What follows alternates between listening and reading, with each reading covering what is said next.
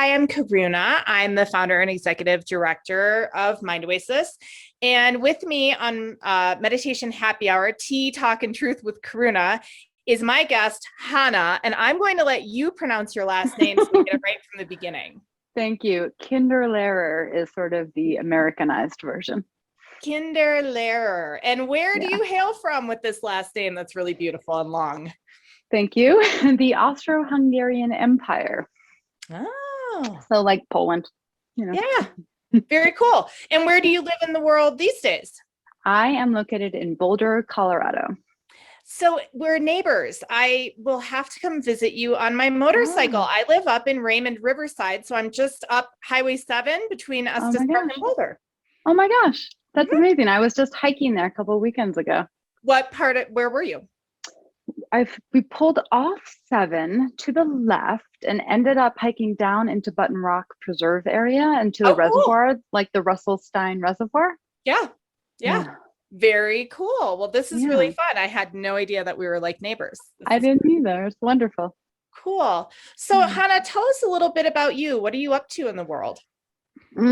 All the things. Um, where to start? Well, I just launched a 6-month women's program called Belong. It's actually called Homecoming, belonging to self, world, and each other. So I'm really excited about that. And I am a holistic coach. So I do a lot of one-on-one sessions with clients using the wisdom of the body to guide us through to where we need to get. I do a lot of somatic resourcing. I do some shamanic journey work when appropriate. I do a lot of nature resourcing, grounding on Mama Earth.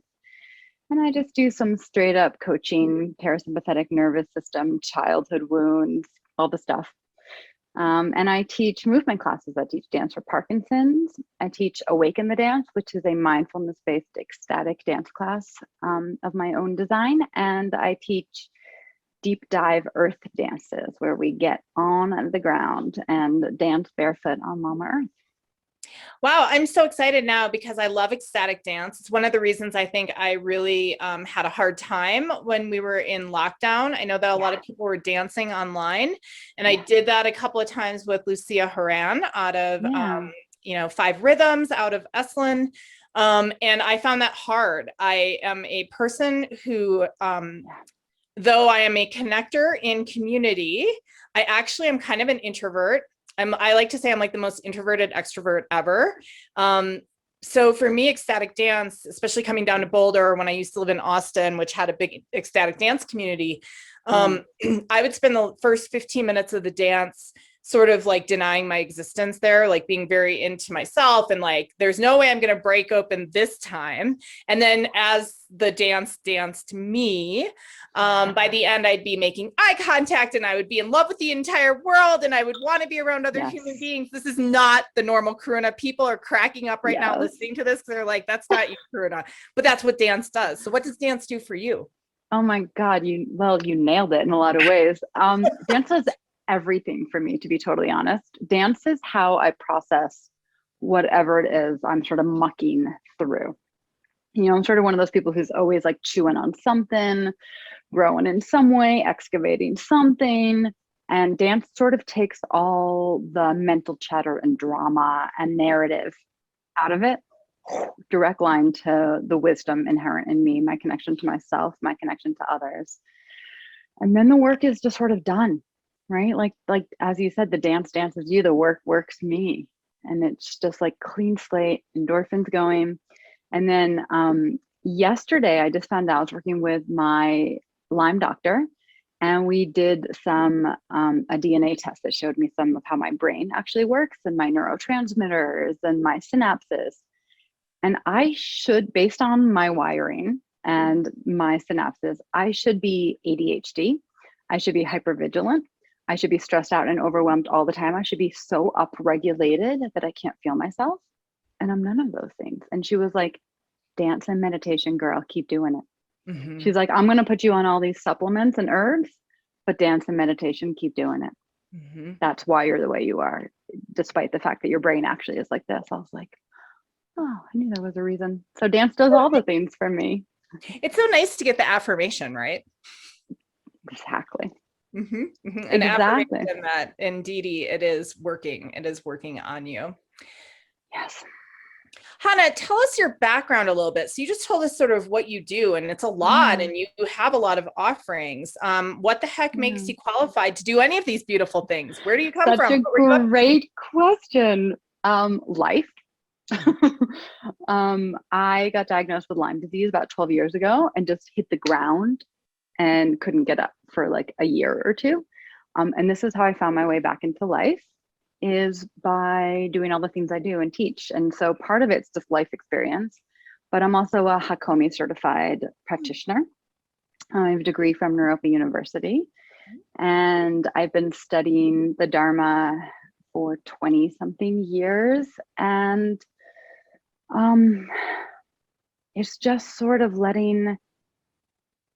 trying to get out of the way as much as possible when I'm with people, and letting it come through, and using the things that are way beyond me, like the power of the earth and all the energy that the earth has to give to clients, or when we're in a shamanic journey, trusting the wisdom of their helping spirits and mine, and just getting out of the way. And the same with the dance. When I teach dance, it's like I vacate on it should go this way, or I have to do this way. The mental chatter vacates, and what needs to be said to the people just comes through. Because when bodies are in a room, we co-regulate. It's not something that I claim is mine. And I think it's just something that really happens. So I do have a fair amount of training, and at this point, it's letting the work me. So you've used a few words that I'm very familiar with because it's my husband's jam as well. Joseph is a movement guru, and my words, not his. And so he talks a lot about upregulation, downregulation, and the parasympathetic and sympathetic states. And I'd love to just hear you talk or expand a little bit. There will be some listeners or viewers, depending, who might not be familiar with those phrases, and maybe you could just kind of break it down for us a little bit and why it's important. Yeah, I'd love to, especially because the workshops I'm going to be teaching with you will have a lot of this component. And so basically, our nervous system works in the sympathetic and the parasympathetic. And so when we are in the sympathetic nervous system, we are upregulated or completely downregulated. We're either in hyper arousal, which means like, what's going on? Tracking for safety. What do I have to do to get out of here? Digestion shuts down, mindfulness shuts down, muscles get mobilized to fight or run. Or we go completely shut down and we go into freeze. And it's almost like as if we leave the building. We leave being home in ourselves. We leave the awareness of what we might actually need to do, and we sort of play possum. There's also fawn, where we go into whatever you want, whatever you need. Sure, this is a total boundary crossing, but if it works for you, great. That's also sympathetic nervous system, believe it or not. It truly is. Oh my God, my dog is licking my leg and it's making me a little crazy. Who's our furry friend? This is Sammy. Hi, Sammy, the terrible is what we call him because he's pretty neurotic. So, as are most of us. So sympathetic nervous system is absolutely necessary. It's evolutionary. It is designed to keep us alive. It was designed at a time where every time we opened our cave door, we needed to make sure that there was not a saber-toothed tiger out to eat us. And that's the negative bias that we all live with of, this will probably go wrong. This will probably go bad. I should really over-prepare and make sure I have an outfit for every, weather change. And right, so this is like evolutionary. But it's time for us as humanity, I really think, to evolve out of the negative bias, out of that kind of brain, because what we've done is turn it on ourselves emotionally, because we don't live in a world where we're in physical danger all the time, but we do live in a world where all of a sudden every emotion feels terrifying and we have to respond to it like this. Every interaction, every conflict, every really hard feeling, we sort of treat it as if we're in danger, rather than building the ability to stay with it. And so part of the parasympathetic nervous system is about coming back into the place where we have space. We're present in our body. We might even feel wonderful feelings like nurturing or safety, but we can handle things that come. We can say grief, right? This is not my favorite, but this is part of being human and I can do this. Or anger, this is not my favorite. It's uncomfortable. I don't like it, but I can stay with it. I can process the physical feelings of it. And then from this place of grounded resource, I can decide what's the best thing to do rather than lashing out, right? And this is the brain that can feel compassion and empathy and can really make wise choices. And so we want to be in this part of our system, in the parasympathetic system. We want to return to it. We don't want to live there because the sympathetic is necessary for a lot of things, but we want to return here as often as possible. And the best way is through the body. And so I teach a lot of tools and tricks to recognize what's happening and bring ourselves home into a place where we actually have choice rather than reaction. That's really beautiful. And I'm happy that you mentioned your upcoming workshop. You are offering first, we'll get to both. You have two offerings on Mind Oasis, and you can find them both at mindoasis.org. And there's a Learn tab, and you'll just scroll down until you see Hannah. The first is what we call a mini workshop. And these are great because they're just 30 minutes. They're free to join, and it gives you the opportunity to kind of get to know Hannah and her modalities and see if it's a good fit for you. And then there's a longer offering coming up. So on the 25th of August is the workshop, and it is called, I love this. Every time someone registers, I'm like, I get the words quick and dirty dive that come across my screen, which if you know me is super sassy. And I'm like, oh, quick and dirty dive, where I'm in, right? So it's a quick and dirty dive into delicious embodiment. Hannah, tell us about it. So I believe we have bodies for a reason. I do believe we are spiritual, energetic essence beings, absolutely. But there's a reason we have bodies. We're supposed to be in them. And the only way to experience the present moment is through our sensations, through being home in this body. Our thoughts are about the past, they're about the future, they're not about now. If we actually want to live our lives, it's now and it's through the body. And so we'll be doing some parasympathetic nervous system, building safety in the body, building safety in the moment, building safety in the space we're in. And these will be tricks and tools you can take with you and use anywhere you go in the whole wide world. And then we'll be doing some delicious, super gentle movement about finding pleasure, right? So people sometimes when they first come to me say, well, why would I want to live in this body? Like this body has pain, and I don't love the way it looks, and it has, I kind of feel like it's betrayed me. And I'm like, well, our bodies don't betray us, but we do abandon our bodies. And if we come home to our bodies and listen and nourish and enjoy, that feeling of betrayal is a thing of the past, and we become allies. And so even though like I'm standing here telling you like I have wonky brain chemistry and I have Lyme disease, and I have a million other things that are technically and physically wrong with my body, this is home. And this is my greatest resource. And I wouldn't want it any other way. I just had the funniest visualization because I very much have owl energy. And I was just thinking about like, or feeling, maybe not thinking, but like feeling, oh, what does it feel like to be home in my body? And it was like this connection to being in a tree. I have a tree, grandfather tree, that's my most favorite tree on earth, and he protects the forest above my home. And I just was like, oh, it's like being in grandfather and peering out like a owl peering out of its burrow. And like, that's the embodiment, right? And then we can peer out from that space. Exactly. From home. Mm-hmm. And the other thing that was simultaneously happening was I was picturing a few of my friends who have terrible chronic pain, and how it would perhaps feel to hear that's your home and how that could be difficult. Do you have anything you want to just say to that? Yes. Yeah, that's my story, right? With Lyme disease. And I've had chronic back pain before I knew I had Lyme disease, and I broke my back and had to figure out how to be still a dancer with a broken back and do all the things. So this is also, it just comes right back to when we feel like our bodies betrayed us, we abandon our body. if we can stay with the pain in ways of curiosity, right? We've come to label it as pain, right?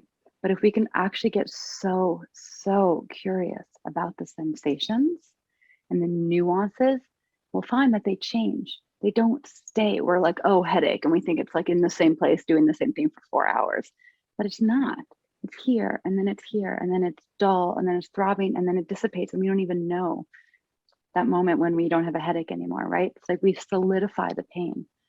And so by tracking and following and breathing and learning how to also titrate between the area of pain and an area of not pain in the body, so that there's breath and space rather than all that focus, we find that we can actually build a relationship with it where it's no longer pain. It can be discomfort or sensation or unpleasant, but it's not this solid thing called pain that we just don't want. So I was noticing behind you the beautiful Buddha deities, and in Buddhism, or at least the lineage I come from, the transmission of ideas and teachings from teacher to student, who then, of course, the student becomes the teacher. And so there's this beautiful 2,500 year movement from voice to ear and hearts in between. As I was listening to you talk about, did you call it tritating? Titrating. Thank you. Yeah. I think so many of us want to move out of thinking mind or out of feeling pain or whatever that might be, and into the soma, into the body, but we don't know how. Totally. And so I'm really excited. I know that, so we have the mini workshop on the 25th of August, but then what this is really prepping us for is a 6-week series. Might be 4 weeks. I can't remember. 4-week series. Oh yeah, 15th of September to 6th of October. I just wanted it to be longer. So a 4-week series with you that's called The Wisdom of the Body. Can you talk a little bit about the vision for the full 4 weeks and what one could expect to learn to really get into the wisdom of their body? Yeah, absolutely. So a lot of us don't even take the time to listen, right? So that's the reason that my dance classes start with a body scan. So that we're really listening to sensation and dancing from a place of this is how I want to move, not this is how I think I should move, right? So we'll be doing body scans and we'll be getting really nuanced with sensation.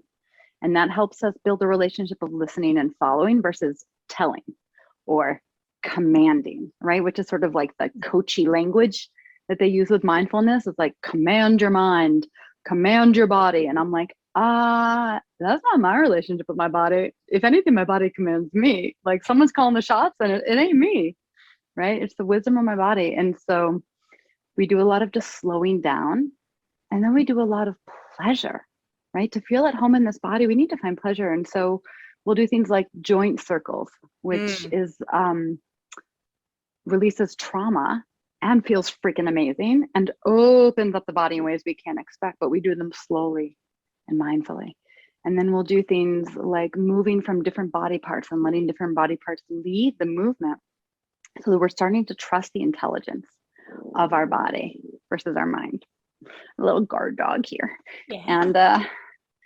And we're going to do just a lot of practices based on finding creativity, discovery, pleasure in the body. We're going to do some just like shaking it out and getting messy and wild and weird. And that can be done sitting down. That can be done lying down. That can look huge, like, you know, when you get to chaos in a 5 rhythms dance, or that can look teeny tiny because you're all the way in it and no one else gets to decide what's all the way for you, right? So it's a lot about learning to trust, what does my body want to do within all of these given exercises? And we'll use music, and we'll do, you know, we'll keep coming back to parasympathetic regulation so that we're staying safe. What kind of music do you like to use in your classes? All of it. Yeah, all of it. You know, to get a sneak peek of my music, you can actually go to my website, which is awakenthedance.com. And there is a playlists tab, and I have like 100 playlists there. Oh, So, super fun. right? So everybody can go check out my music, and you'll see. Say the website one more time. awakenthedance.com. Perfect. And there's playlists there. So what you don't know about me is that my DJ name is DJ Lady Owl. And so one of my, we all have gifts. I think that one of my gifts in this earth is to create fun playlists. So I love that. I can't wait to go. And I'm totally going to poach a few of your songs and like I hope you do. Isn't that the best? That's the best. And I hope you send me some of your magic DJ Lady Owl playlist. You bet. Yeah. Wonderful. So you have two offerings. The Wisdom of the Body is a 4-week series. It starts on the 15th of September. It's on Wednesday mornings. If you would miss a session or two, it's no big deal. They're recorded. You can come back to them. It's always better to try to lock and load and show up live, obviously. Hannah, I want to ask you about it's a question that I ask everyone, and you can just answer it however you'd like. And that's, what is your truth?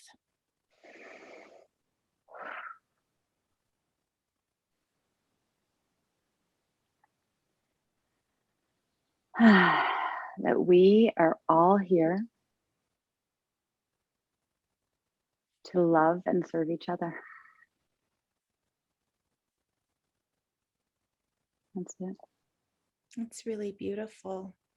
Thank you. Yeah. So Hannah, thank you so much for joining me on Tea Talk and Truth with Karuna. I think we covered it all. Did you have tea? I had sparkling water. I had bulletproof coffee. Ooh, that's fun. And we definitely got to the truth, and we definitely had some talk. Is there anything else that you want folks to know, either about you, your offerings, about your truth, anything else?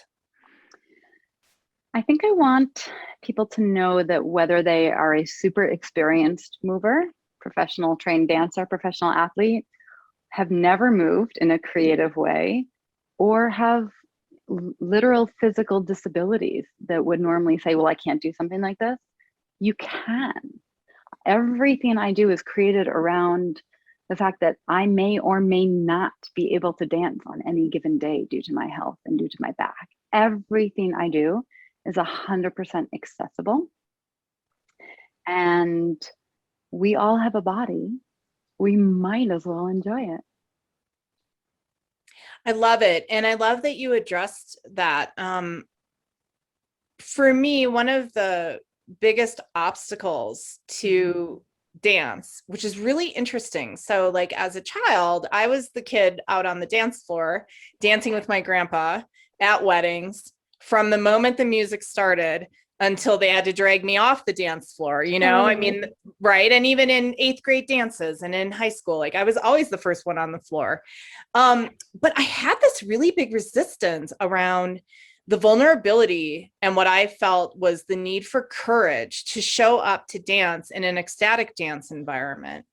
And it felt like for me, it kind of felt like getting naked and then like running out in front of people. And like, I think it's really beautiful to know that you hold safe space.